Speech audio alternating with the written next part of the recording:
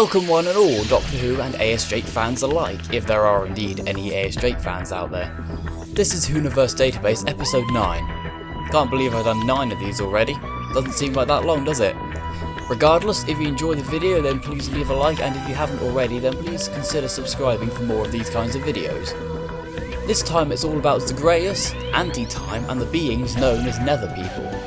3 closely linked things that all coincide around the time of the Big Finish audio plays of Neverland and Zagreus. We'll start off with the creature that Big Finish's Doctor Who 40th anniversary special owes its name to. Zagreus was an ancient legend and well known to the Doctor.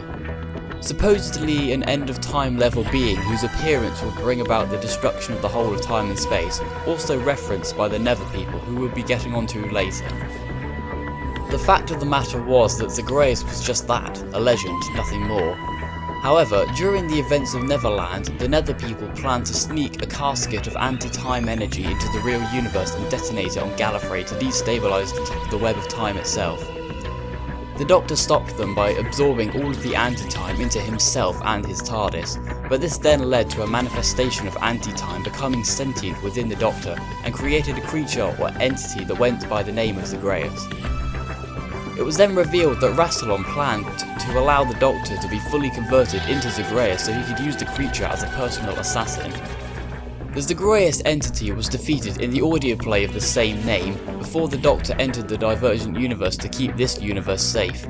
Zagreus would later turn up again in the conclusion of the Divergent Universe saga, The Next Life. Zagreus now possessed Perfection, the wife of the Daka Keep, the most powerful man in the Divergent Universe. Zagreus ended up trapped in the Divergent Universe when the Doctor and Charlie were able to escape. Anti-time was a substance that made up the whole of the Antiverse. Just as matter and antimatter are two opposites, time and anti-time shared the same relationship to one another. Anti-time, if released into the main universe, could destroy the web of time and bring chaos to reality. It's possible that anti-time was created when Rassilon built the Eye of Harmony and bound the universe to one single continuity.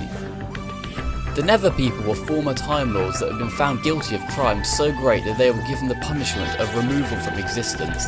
They were subjected to the chamber known as the Oubliette of Eternity, where they were meant to have been erased from time itself, but in actuality were sent into the Antiverse where they became creatures of anti-time. Seeking revenge on the normal universe and the Time Lords, the Nether People, led by one called Centris who assumed the form of Charlie Pollard, planned to smuggle a casket of anti-time onto Gallifrey and release the contents to break down the web of time. The plan was thwarted by the 8th Doctor and Centris and her people were destroyed. Nether People's physical appearance resembled that of conventional ghosts of Earth legend. They also had telepathic connections with each other and in themselves possess a physical hazard to the normal universe given the nature of their existence. Well, that about does it for this one. The last few of these have had a lot of expanded universe information in them, I know. If you're into the expanded universe then that's good for you, but if you're more the kind of Doctor Who fan that likes the main show more, then stay tuned for the next part of this series because it'll be all about the Ood and the Sensorites. Until then, please like the video if you enjoyed and subscribe if you haven't already. And I look forward to uploading the next video. Jake out.